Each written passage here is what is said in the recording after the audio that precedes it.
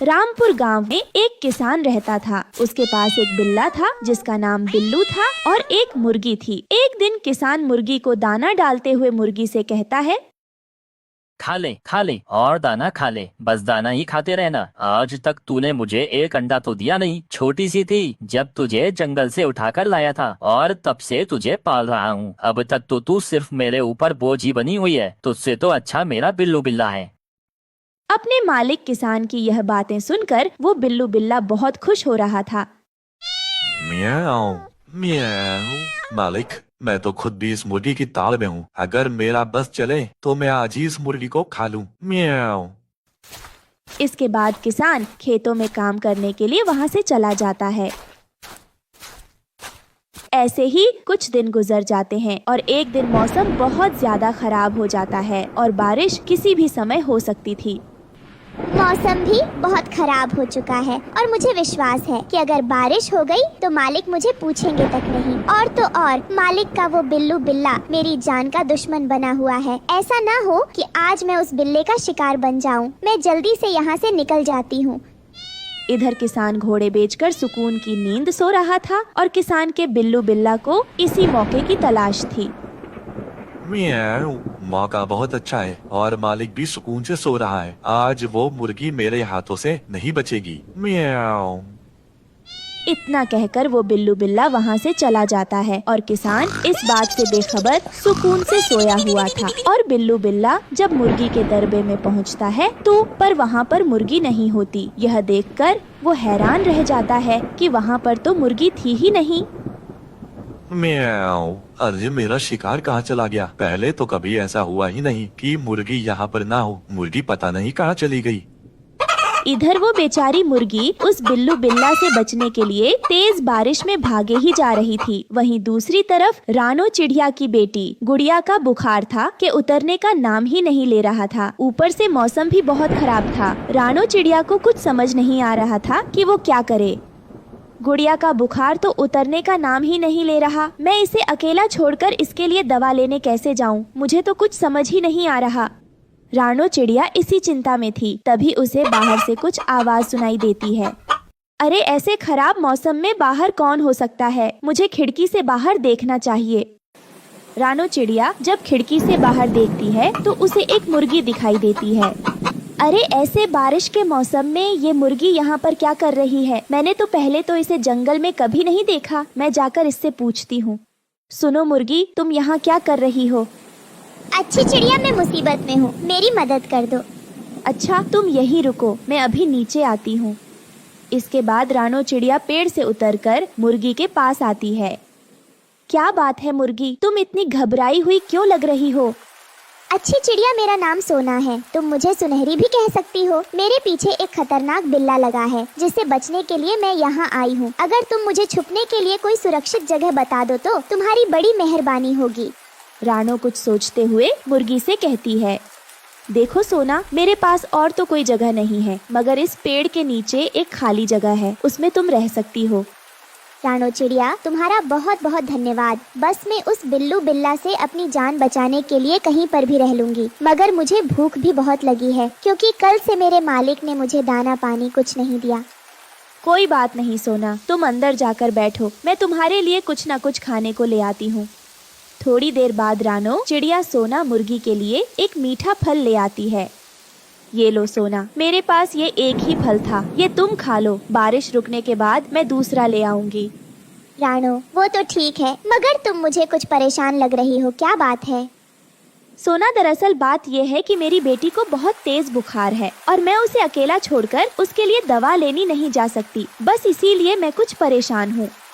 रानो, तो इसमें परेशान होने वाली क्या बात है? मैं हूँ ना, मैं तुम्हारी बेटी का ख्याल रखूंगी जब तक तुम जाकर दवा ले आओ। अरे हाँ, यह तो मैंने सोचा ही नहीं था। तुम जब तक यह सेब खा लो, मैं तब तक गुड़िया के लिए दवा ले आती हूँ।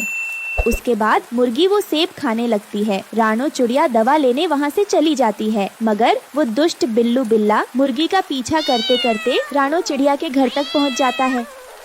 म्याऊ। उस मुर्गी की खुशबू तो इधर आसपास से ही आ रही है। वो जरूर यही कहीं होगी, मगर मुझे बहुत भूख लगी है। वो सामने किसी पक्षी का घर लग रहा है। यहाँ से मुझे खाने को कोई न कोई पक्षी मिल जाए। अगर वो मुर्गी ना मिली तो मैं यहीं से ही अपना पेट भर लेता हूँ। मियाओ। तभी उसकी आवाज सुनकर मुर्गी डर जाती है। अरे ये बिल्ला यहाँ तक पहुँच गया, अब मैं क्या करूँ? अगर इसने मुझे देख लिया तो ये मुझे कच्चा चबा जाएगा। फिर बिल्लू बिल्ला रानो चिड़िया की खिड़की से अंदर देखता है तो उसे सोई हुई गुड़िया दिखती है। मियाओ। अरे वाह, चिड़िया के बच्चे को तो मैं आसानी से शिकार बना लूंगा, और वैसे भी चिड़िया के घर पर तो कोई नहीं है। इसके बाद वो बिल्लू बिल्ला खिड़की के रास्ते रानो चिड़िया के घर के अंदर आ जाता है, मगर अचानक ही वहाँ पर सोना मुर्गी आ जाती है। यूं अचानक सोना को अपने सामने देखकर वो बिल्लू बिल्ला बहुत हैरान हो जाता है। मियाओ, अच्छा तो तू यहाँ छुपी बैठी है। मैंने तुझे कितना ढूंढा। अब तो मैं दो शिकार करूँगा। पहले मैं इस चिड़िया के बच्चे को जल्दी से खा लेता हूँ, इसके बाद मैं तुझे खाऊंगा। हा हा हा। बिल्लू बिल्ला, ये तुम्हारी भूल है। मैं इस चिड़िया की बच्ची को तुम्हें हाथ तक नहीं लगाने दूंगी, चाहे इसमें मेरी जान क्यों न चली जाए। अच्छा, तो अब तू मुझसे मुकाबला करेगी? रुक, मैं तुझे अभी बताता हूँ। फिर वो बिल्ला मुर्गी पर हमला कर देता है और मुर्गी भी बिल्ला से लड़ने लगती है। बिल्लू बिल्ला से लड़ते लड़ते वो मुर्गी घायल हो जाती है, मगर वो उस बिल्ले को गुड़िया को खाने नहीं देती। इतने में रानो चिड़िया भी डंडे से बिल्लू बिल्ला पर हमला कर देती है और अचानक ही डंडा लगने की वजह से बिल्लू बिल्ला सिर पर चोट लग जाती है और बिल्लू बिल्ला डर के मारे वहाँ से भाग जाता है। सोना, तुम्हें तो बहुत चोट आई है, मैं तुम्हारी पट्टी कर देती हूँ, मगर ये सब कैसे हुआ? फिर सोना मुर्गी रानो चिड़िया को सारी बात बता देती है। शाबाश सोना, आज तुमने उस बिल्लू बिल्ला का सामना करके अपने अंदर के डर पर काबू पा लिया है। अगर हम जिंदगी में आगे बढ़ना चाहते हैं तो हमें अपने अंदर के डर को खत्म करना होगा। उसके बाद हम बुरे से बुरे हालात का भी सामना कर सकते हैं। सोना, तुमने मेरी बेटी की जान बचाई है, तुम्हारा बहुत बहुत धन्यवाद। और आज के बाद हम सब मिलकर एक साथ रहेंगे। तुम्हें किसी से डरने की कोई जरूरत नहीं है।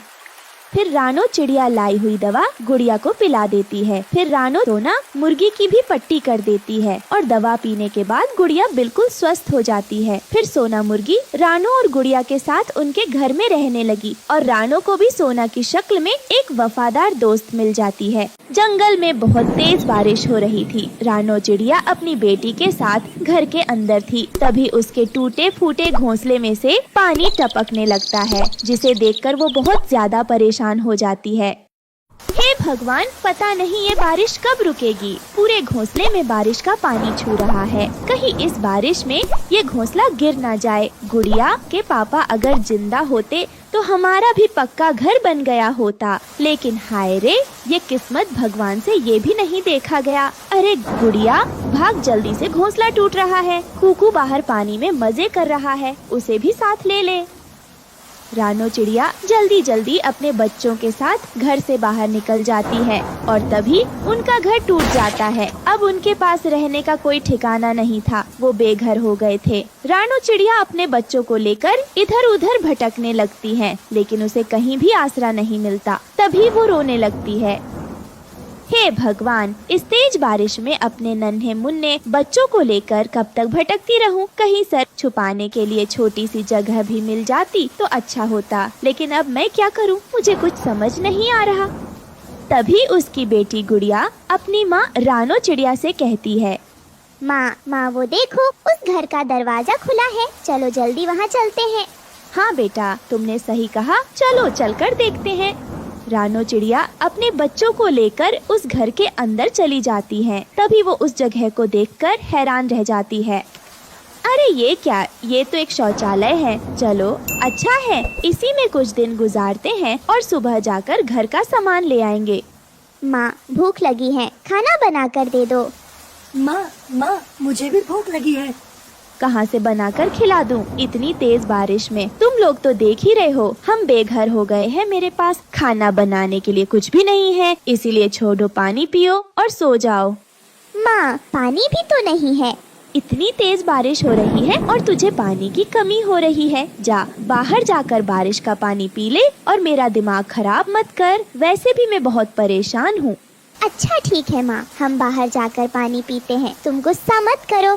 गुस्सा नहीं करूँ तो और क्या करूँ? तुम दोनों बच्चे मेरा दिमाग खा जाते हो। दिन भर तुम दोनों की बक बक बक बक चलती रहती है। सुबह से तुम लोग मुझे परेशान किए हुए हो। चलो अब यही कमबोर्ड के पास सो जाओ।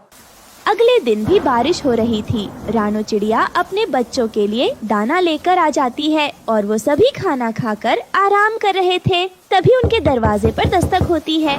कोई है यहाँ पर? बहन, जो कोई भी है, जल्दी दरवाजा खोलो, बाहर बहुत तेज बारिश हो रही है। क्या बात है गौरी बहन, इतनी तेज बारिश में आप मेरे घर क्यों आई हो? बहन, वो कालू ने आज मुझसे फिर झगड़ा किया। उसने मुझे मारा भी और तेज बारिश में घर से बाहर निकाल दिया। मैं बहुत देर से बाहर भीग रही थी, फिर आपके घर चली आई। गौरी बहन, मेरा घर बारिश में टूट गया। अब मेरी जैसी बदनसीब का यही आशियाना है।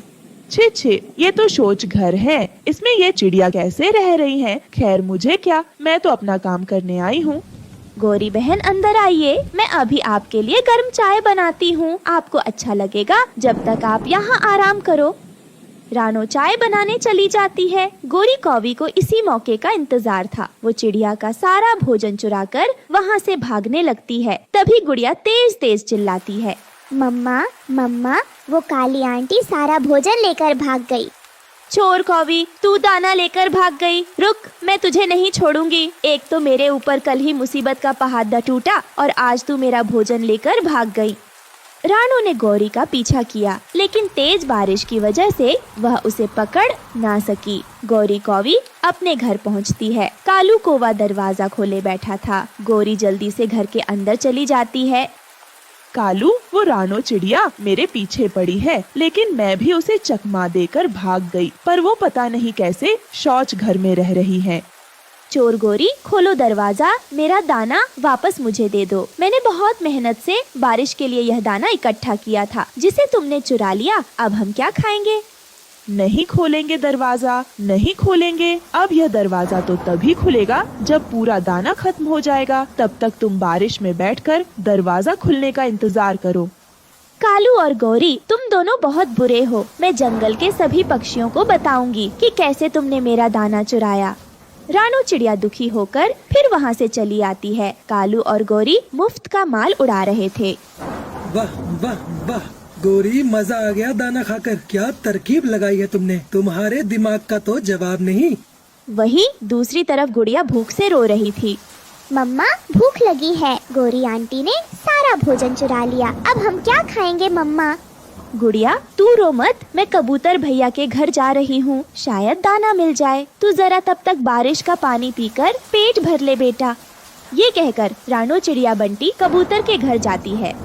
कबूतर भैया, अरे ओ कबूतर भैया, दरवाजा खोले। क्या हुआ रानो बहन, इतनी तेज बारिश में घर से बाहर क्यों आई? घर से बाहर निकलना पड़ा कबूतर भैया। उस गोरी ने मेरा सारा भोजन चुरा लिया। गुड़िया भूख से रो रही है और जंगल में कहीं भोजन नहीं मिल रहा है।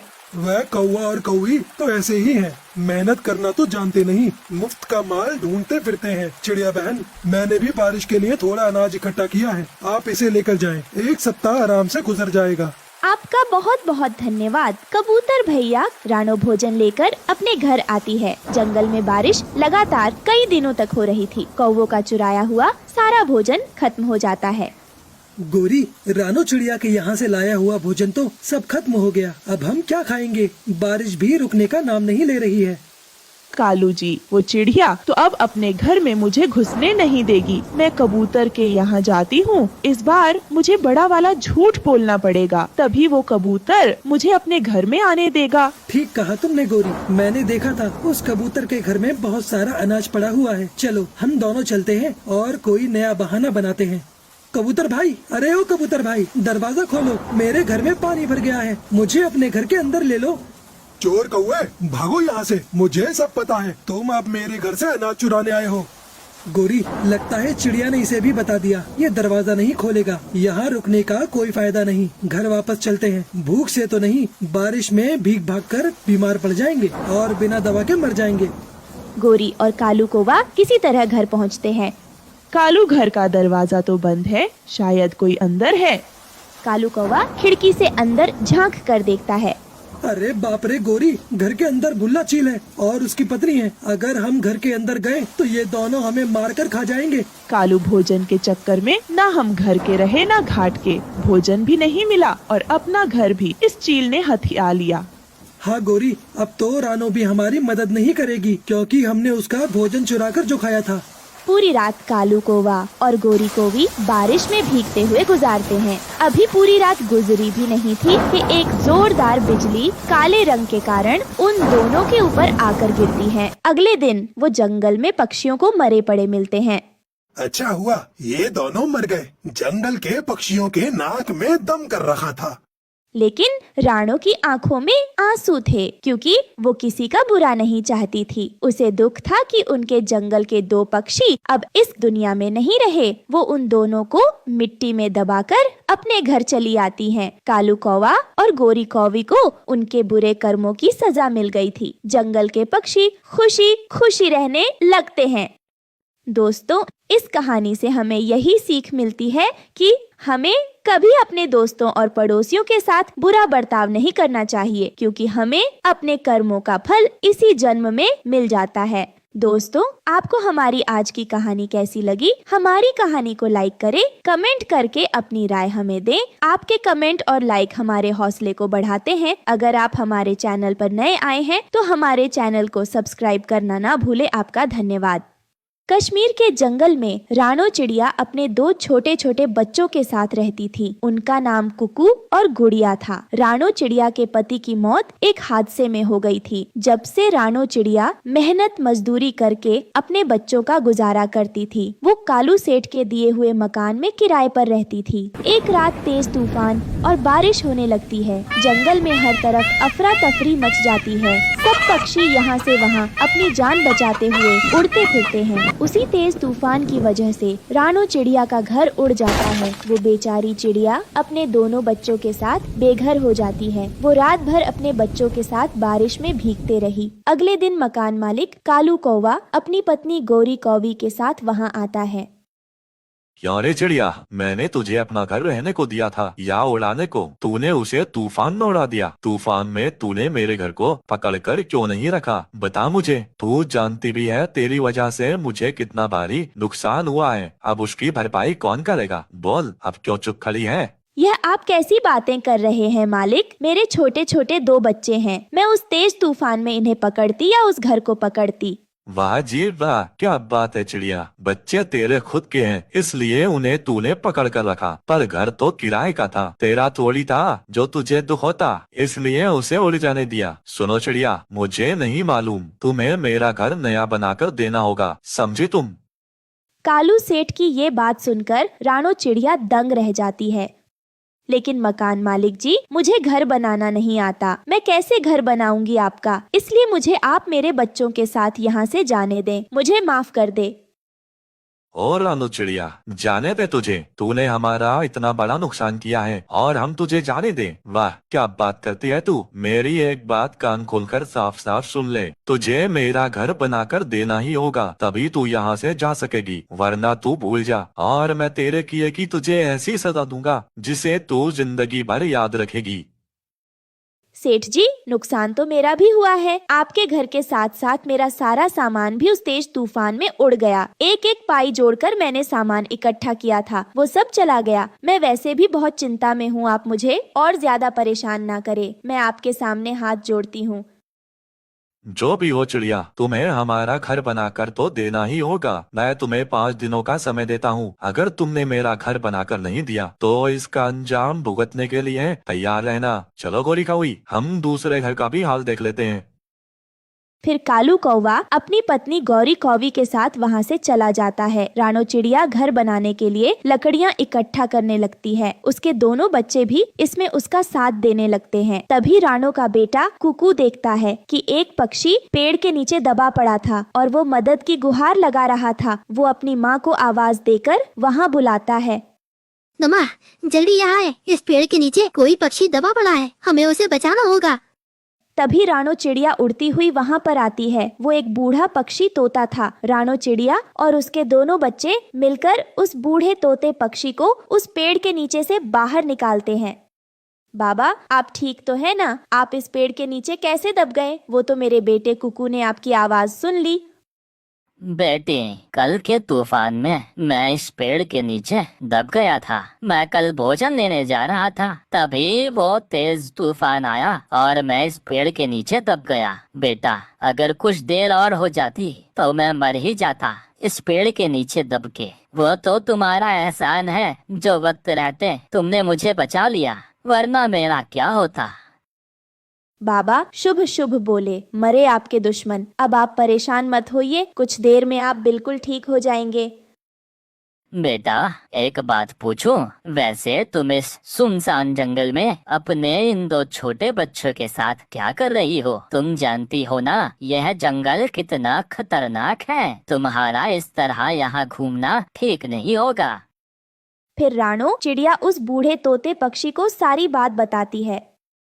रानो बेटा, मैं कोई आम तोता नहीं, बल्कि मैं एक जादूगर हूँ। मैं अभी तुम्हारी सारी परेशानियाँ दूर कर देता हूँ। मैं उस कालू कौवे का घर अभी चुटकियों में बना देता हूँ। तुम फिक्र मत करो। वैसे भी तुमने मेरी जान बचाई है, तो मेरा भी फर्ज बनता है कि मैं तुम्हारी परेशानी को दूर करूँ।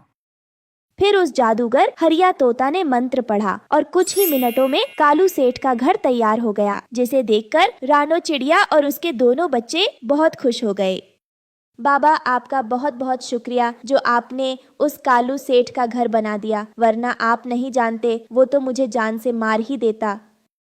बेटा, अगर तुम बुरा ना मानो तो मैं अकेला रहता हूँ अपने घर में। तुम अपने बच्चों के साथ चलो मेरे साथ मेरे घर में। वहाँ से तुम्हें कोई नहीं निकालेगा और ना ही तुम्हें वहाँ कोई परेशानी होगी। वो बूढ़ा जादूगर हरिया तोता रानो चिड़िया और उसके दोनों बच्चों को लेकर एक खेत के पास आता है। उस खेत में बड़े बड़े तरबूज लगे हुए थे। उन तरबूज को देखकर बच्चे मचलने लगते हैं। मम्मा, वो देखो, इस खेत में कितने सारे तरबूज लगे हुए हैं। मुझे तरबूज बहुत पसंद है। मम्मा, मुझे तरबूज खिला दो ना। बेटा, ऐसे जिद नहीं करते, गलत बात होती है। रानो, बच्चों को मत डांटो। बच्चों, अब तुम लोग यहीं रहने वाले हो। जितने मर्जी तरबूज खाओ, कोई तुम्हें नहीं रोकेगा। फिर जादूगर हरिया तोता ने मंत्र पढ़ा और उस तरबूज के खेत के पास में एक बहुत बड़ा और सुंदर सा तरबूज का घर बनकर तैयार हो गया। जाओ चिड़िया बेटी जाओ, आज से ये विशाल जादुई तरबूज का घर तुम्हारा है। तुम्हें इस घर में कोई परेशानी नहीं होगी। तुम्हारी जरूरत की हर चीज इसमें मौजूद होगी। तरबूज के घर को देखकर रानो चिड़िया बहुत खुश होती है और अपने बच्चों के साथ तरबूज के घर के अंदर चली जाती है। कुछ देर बाद उसे जादूगर हरिया तोता का ख्याल आता है। वो घर के बाहर आती है, पर जादूगर हरिया तोता वहाँ नहीं था। रानो चिड़िया समझ जाती है कि वो जादूगर हरिया तोता उसकी मदद करने के लिए आया था। ऐसे ही काफी दिन गुजर जाते हैं। एक दिन कालू सेठ की नजर उस तरबूज के घर की तरफ पड़ती है। वो वहाँ रानो चिड़िया के बच्चों को खेलता हुआ देखता है। अरे वाह, ये तरबूज का घर तो बहुत ही बड़ा है, पर ये इस रानो चिड़िया के पास कहाँ से आ गया? ये तो गरीब चिड़िया, इसके पास तो इतने पैसे भी नहीं है कि ये अपना कच्चा घर बना सके। छोड़ो ये सब बातें, पर तरबूज का घर इसके पास नहीं बल्कि मेरे पास होना चाहिए। मैं अभी इससे ये तरबूज का घर छीन लेता हूँ। ये कहकर कालू सेठ रानो चिड़िया के पास जाता है। सुन रानो चिड़िया, ये घर अभी के अभी खाली कर दे। अब से ये घर तेरा नहीं मेरा है। लगता है भूल गई है तूने मेरा घर तूफान में उड़ा दिया था ना, उसके बदले में मुझे ये तेरा तरबूज का घर चाहिए।